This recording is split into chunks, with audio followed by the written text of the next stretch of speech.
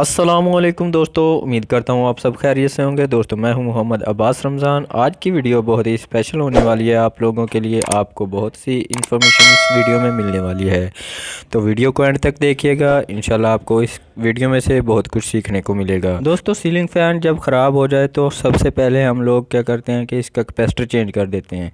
अगर हमारा पंखा तब भी ना चले तो क्या करेंगे, तो हम इसका रेगुलेटर चेक करते हैं। यार रेगुलेटर ख़राब हो गया होगा, रेगुलेटर चेंज करने से भी हमारा पंखा नहीं चला तो क्या करेंगे। तो दोस्तों, हो सकता है कि अब हमारा पंखा जल गया हो।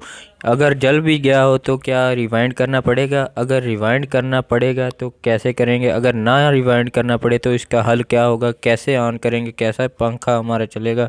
तो ये सब हम सवालात के जवाब आपको इस वीडियो में देने जा रहे हैं। तो अगर आपने अभी तक हमारे चैनल इलेक्ट्रिकल डीएनए को सब्सक्राइब नहीं किया तो अभी कर लें और बेल आइकन पर भी क्लिक कर दें और वीडियो को लाइक भी कर दें। चलते हैं वीडियो की तरफ।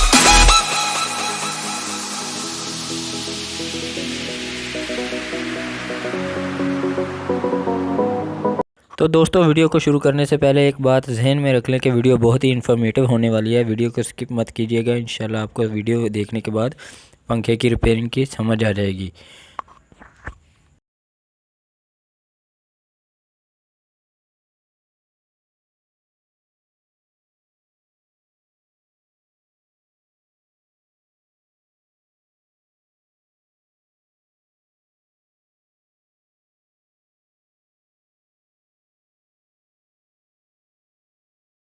बाद ये नीचे वाली टिक्की आपने खोल लेनी है। इसके बाद इस तरह से आप पुलर की मदद से भी खोल सकते हैं। हमने शॉफट की मदद से इसको खोला है। कोई भी शॉफट आपने ले लेनी है, शॉफट के साथ भी आप इसको खोल सकते हैं। दोस्तों, ये हमारा पंखा आपको नज़र आ रहा है। वाइंडिंग इसकी वैसे साफ़ सुथरी पड़ी है। ये अंदर वाली रिवाइंडिंग थोड़ी हीट अप हुई है, मगर अभी चल सकती है। हम इसको रिवाइंड नहीं करेंगे क्योंकि ये अभी भी साफ़ सुथरी पड़ी है। तो उसके बाद ये नीचे वाला जो हमारी नीचे वाली प्लेट है, हमने वो खोल लेनी है। तो प्लेट को निकालने का तरीका आप देख रहे हैं कि इस तरह की शॉफट हमने ले लेनी है। रॉड इसे बोल सकते हैं आप, रॉड भी ले सकते हैं कोई, आप रॉड की मदद से ऐसे निकाल सकते हैं। तो इस तरह से हमने इसको रख के नीचे वाले बैरिंग के साइड पे रख के हमने चोट के साथ इसको निकालना है। तो उसके बाद ये हमने कैपेसिटर इसका अलग कर लिया है। कैपेसिटर को अलग से हम संभाल के रखेंगे, बाद में हमें ज़रूरत पड़ेगी लगाएंगे। जब हम पंखे को कैपेसिटर लगाएंगे तो इसको दोबारा से लगाना पड़ेगा, ज़रूरत पड़ेगी। तो उसके बाद ये हमें ये जो ऊपर शाफ्ट के साथ इसका पंखे की शाफ्ट के साथ नट लगा होता है उसको खोल लेना है। खोलने के बाद हमने इसका जो नक्का होता है उसको खोलना है। अगर ज़्यादा टाइट हो तो आप इस तरह से चोट लगा के तोड़े की मदद से भी खोल सकते हैं। तो ये इजीली खुल जाता है, इतना मुश्किल नहीं होता है, ये ज़्यादा टाइट नहीं होता है। तो अक्सर पंखों के अंदर इसके अंदर जो काटर लगी होती है, मगर इसमें काटर नहीं है, मगर इसके अंदर नट एक लगा हुआ था जो कि अच्छी तरह से टाइट किया हुआ था। तो ये भी ठीक है, इस तरह भी हम कर सकते हैं। तो ये देखें, हमने नीचे वाली प्लेट अब निकाल ली है। तो इसके बाद ये इसका नक्का हम निकाल रहे हैं, खोल लिया है हमने। तो खोलने के बाद इसको साइड पे करते हैं और ये हमारी चीज़ जो कि मेन काम इसी मोटर के स्टेटर पे होना है।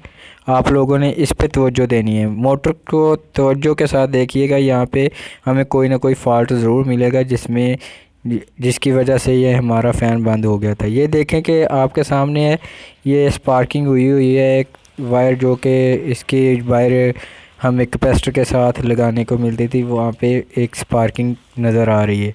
तो हम इसको सबसे पहले चेक करते हैं। तो ये देख सकते हैं आप कि यहाँ से स्पार्किंग की वजह से वायर डिस्कनेक्ट हुई पड़ी है।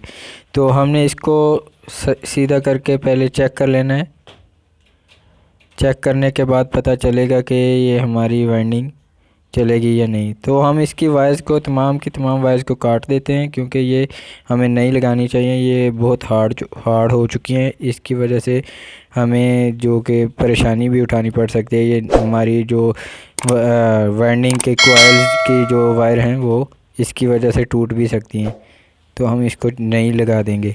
तो ये बहुत ही एहतियात के साथ आपने इसकी स्लीवें जो इसके ऊपर चढ़ाई हुई हैं बाहर निकालनी है। ये हार्ड होने की वजह से ये नीचे से बहुत ही एहतियात के साथ स्लीवों को बाहर निकालना पड़ेगा। पहले जोड़ हम इसके खोल लेते हैं, अलग अलग कर लेते हैं, फिर आसानी के साथ ये स्लीव बाहर निकल आती है। तो दोस्तों उसके बाद जो हमें सिरे, मेन वाले सिरे हैं, हमें सीधे सीधे मिल चुके हैं। तो उसके बाद आप देख सकते हैं यहाँ पे एक जो कोयल, अंदर वाली कोयल नज़र आ रही है हमें स्टार्टिंग की, ये काफ़ी ज़्यादा ख़राब हो चुकी है ये स्पार्किंग होने की वजह से। तो ये देखें कि आपको साफ वाज़ेह नज़र आ रहा होगा। यहाँ पे शायद कोई पानी की नमी की वजह से हुआ है ये मसला। आप देख सकते हैं यहाँ पे काफ़ी ज़्यादा कोयल ख़राब हो चुकी है। हम इसको चेंज करेंगे तो ये बाहर वाले हमें 2 कोयल ये भी चेंज करने पड़ेंगे। इससे बेहतर है हम इसको रिपेयर कर लेते हैं।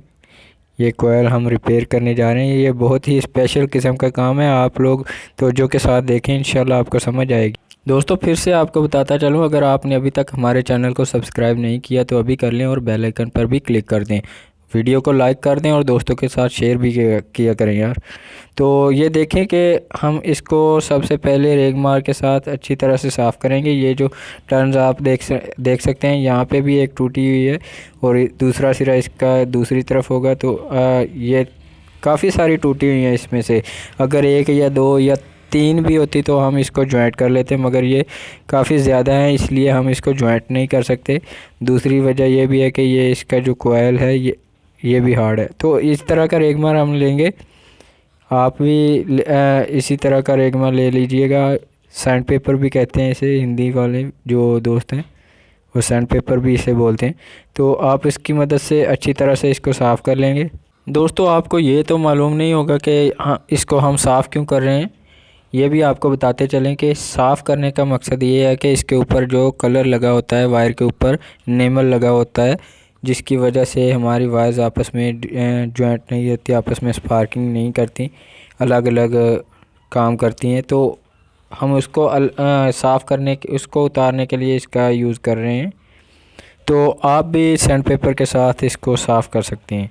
तो उसके बाद हमें एक काविये की मदद से, एक इलेक्ट्रिक आयरन की मदद से इसको सोल्डर कर देना है। तो अच्छी तरह से सोल्ड करना है ताकि दोबारा से ये डिस्कनेक्ट ना हो जाए। तो भर भर के इसके ऊपर सोल्डर लगाना है हमें।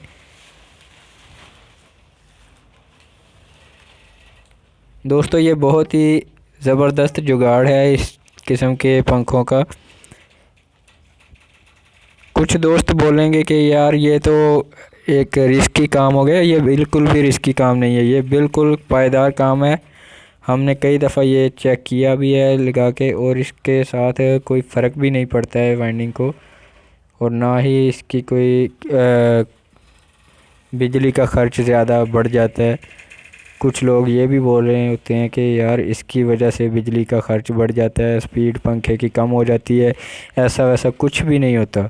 हमारा पंखा बिल्कुल नॉर्मल स्पीड में चलेगा जैसा कि ये पहले चल रहा होता है, सेम तरीके से हमारा पंखा काम करेगा। तो देख सकते हैं आप कि हमने सोल्डर कर लिया इसको यहाँ से अच्छी तरह से हमने सोल्डर करना है ताकि कोई भी वायर इसकी जो टूटी हुई थी डिस्कनेक्ट ना रहे। तो दोस्तों ये देख सकते हैं कि हमने अच्छी तरह से इसको सोल्डर कर लिया है। तो अब हम इसकी जो लीडें हैं चेक कर लेते हैं कि हमारी जो वाइंडिंग है ये अब चालू हुई है या नहीं। हम मीटर की मदद से इसको चेक करते हैं। तो ये हम इसकी सबसे पहले स्टार्टिंग की टर्न्स जो चेक करते हैं, स्टार्टिंग की वायर्स। तो ये देखें बिल्कुल ठीक से वर्क कर रही है, मीटर हमारा शो करवा रहा है, अच्छी तरह से ये काम कर रही है। तो ये हमारी वाइंडिंग बिल्कुल रिपेयर हो चुकी है, ये शॉर्ट भी नहीं है। तो दोस्तों हमारी वीडियो का पार्ट नंबर 1 हुआ है कंप्लीट। तो मिलते हैं पार्ट नंबर 2 में, तब तक के लिए अल्लाह हाफिज़।